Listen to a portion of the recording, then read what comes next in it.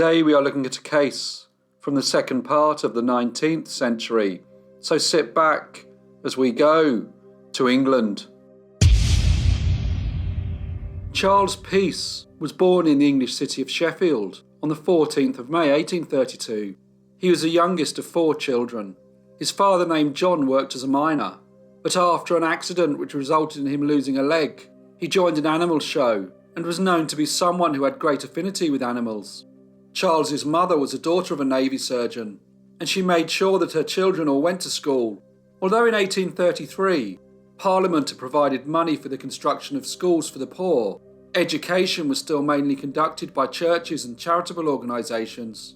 When Charles was old enough, he started to work in a factory, but in 1846, when he was 14 years old, he had an accident which affected the movement of his leg just below the knee. He spent many months in hospital, but the leg never fully recovered. Around the same time, his father died. Now, with fewer work opportunities available to him, and his mother a widow, Charles turned to petty crime, mainly stealing watches and jewellery. On the 26th of October 1851, he broke into the house of an elderly lady. When the police investigated, they found Charles to be in possession of some of the stolen items. He was prosecuted.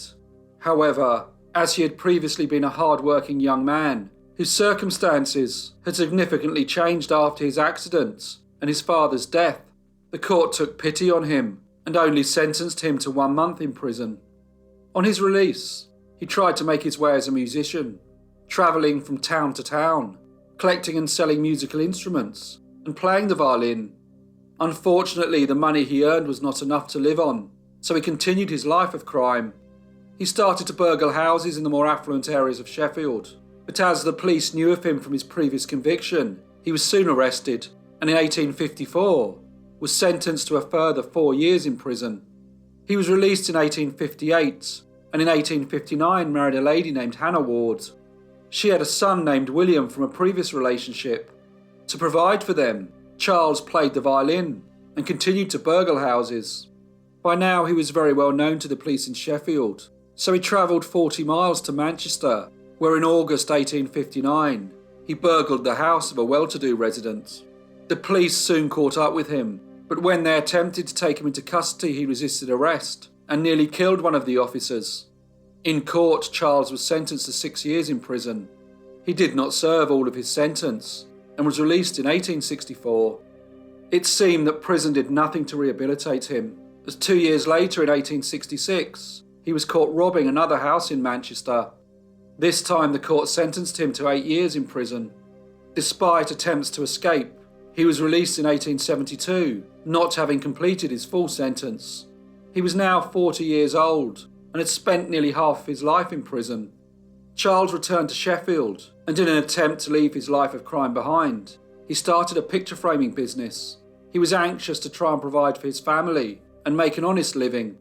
In 1875, he moved to the Sheffield suburb of Darnall, where he met a gentleman named Mr. Arthur Dyson and his wife Catherine. Mr. Dyson had been working in America, but had returned to work as an engineer for the North Eastern Railway. Charles was very taken by Mr. Dyson's wife. She was attractive, lively, and a few years younger than himself. He became somewhat infatuated with her and was very displeased when she rejected his advances. Anxious that Charles should stop in the pursuit of his wife, Mr. Dyson took out an injunction against him. Charles then moved to Hull, where he opened a small cafe. However, to maintain his income, he continued to break into houses and steal money or items he could easily sell. He would sometimes travel 100 miles to Manchester, where there were more affluent residences to burgle.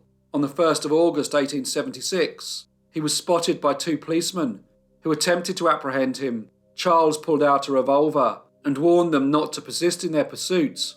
He then fired a warning shot. The policemen were armed only with their truncheons, but were not about to back down. Charles then fired again, killing one of them. He then ran off and returned to Hull.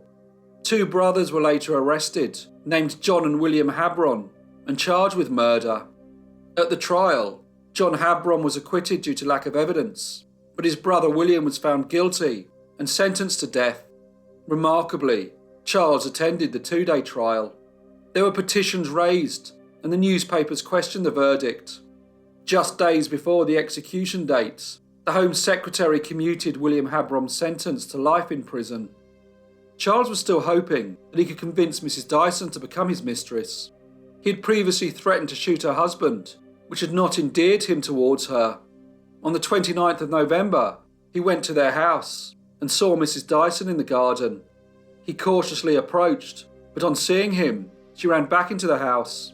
When her husband emerged to see what was going on, an argument started, which resulted in 2 shots being fired. Mrs. Dyson went to see what was happening and found her husband lying on the ground. She screamed for someone to help her and apprehend the man who was running from the scene. Mr. Arthur Dyson was in a very bad way, and 2 hours later, he died. By this time, Charles was on the train back to Hull to see his wife. Mrs. Catherine Dyson told detectives that her husband had been shot by Mr. Charles Peace, a name that was well known to the police. Officers were sent to his home in Hull and were greeted by Charles's wife, Hannah. She told them that she had not seen her husband for months. The officers said that they were going to search the property, but Mrs. Peace managed to delay them for enough time that Charles was able to escape through a back door. When the detectives finished their search, Charles returned to the house, but now he was a wanted man. In order to stay one step ahead of the law, he shaved off his beard, started wearing glasses, and dyed his hair. He even managed to acquire a false arm, which he would often put on. A reward of £100 was offered for information about his whereabouts, and his description was distributed throughout the area. He decided to leave Hull and spent the next few months travelling around. He stayed for a time in Bristol, Bath and Derby before arriving in Nottingham, where he found lodgings in the house of a lady named Mrs. Adamson. She, like Charles, had had her brushes with the law. She was known to receive and store stolen items. Also staying at the house was a lady named Mrs. Susan Thompson. She was 35 years old and had recently separated from her husband. Charles liked to be in her company. Eventually, he told her that he was very much taken by her and that if she rejected his advances, he would be so upset that he would shoot her. It was a strange way to try and win Mrs. Thompson's affections, but the following day he apologised and she became his mistress. He continued to burgle houses, and Mrs. Adamson would move on any stolen items, but after he was nearly apprehended in Nottingham, he decided to go back to Hull. Here he found that the wanted posters of him were still on display, even though he did not consider them to be a very good likeness. After a short time, he decided he would be better off if he returned to Nottingham. The police, however, were on alert, and when they had a tip-off that a burglar was staying in the area, they tracked Charles down and entered his room, where they found him in bed with Mrs. Thompson. Charles told them that his name was John Ward and asked for some privacy while he and the good lady got dressed. The officers obliged, and Charles escaped through a window. After going back to Hull to see his wife, Charles realised that he needed to go to a place where he would not be recognised. It was now 1877, and along with Mrs. Thompson he travelled to London. The city had grown to be one of the largest in the world, with a population of over 4 million people. He thought it somewhere where it would be far easier to remain inconspicuous. At first he moved around, before settling in Greenwich. He established a small business dealing in musical instruments, but made most of his money by robbing houses and selling on the stolen items. And in London, there were many houses to rob. Eventually, he had made enough money to bring his wife and her son to London. He acquired 2 properties next door to each other.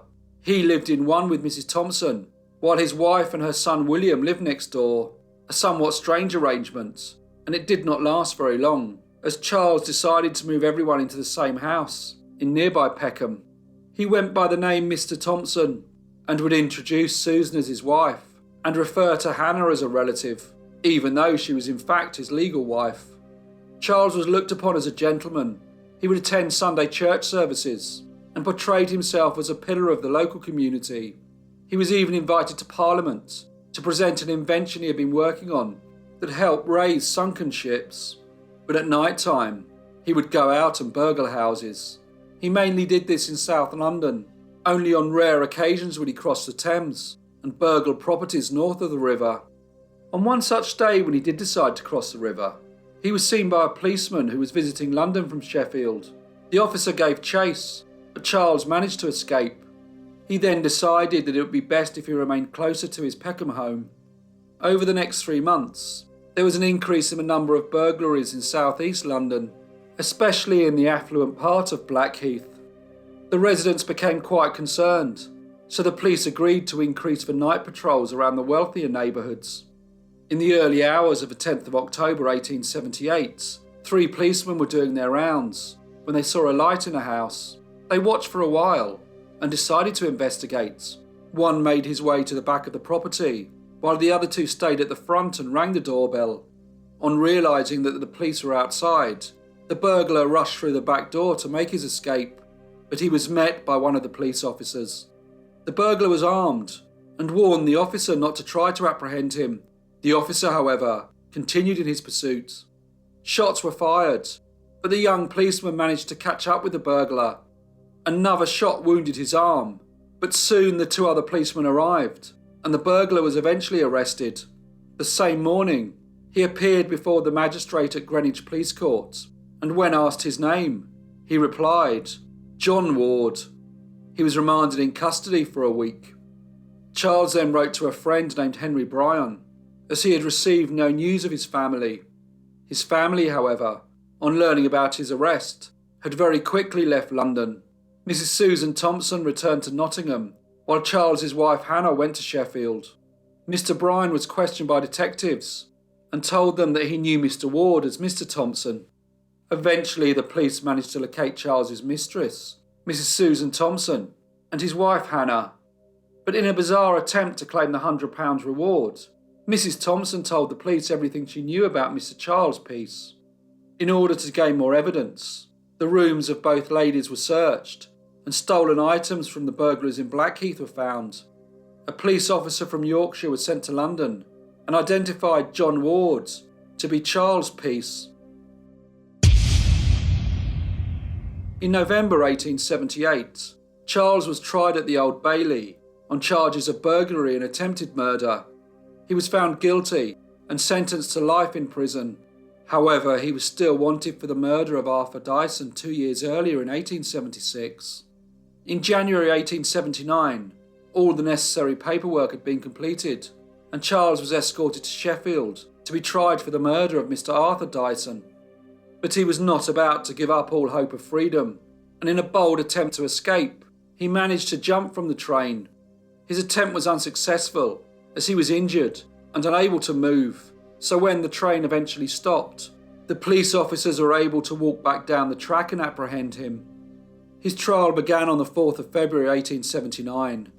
Mrs. Dyson had returned from America to give evidence.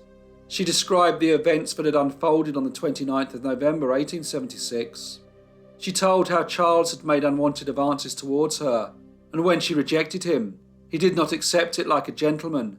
Instead, he became angry and threatened to kill her husband. The defence disputed Mrs. Dyson's testimony.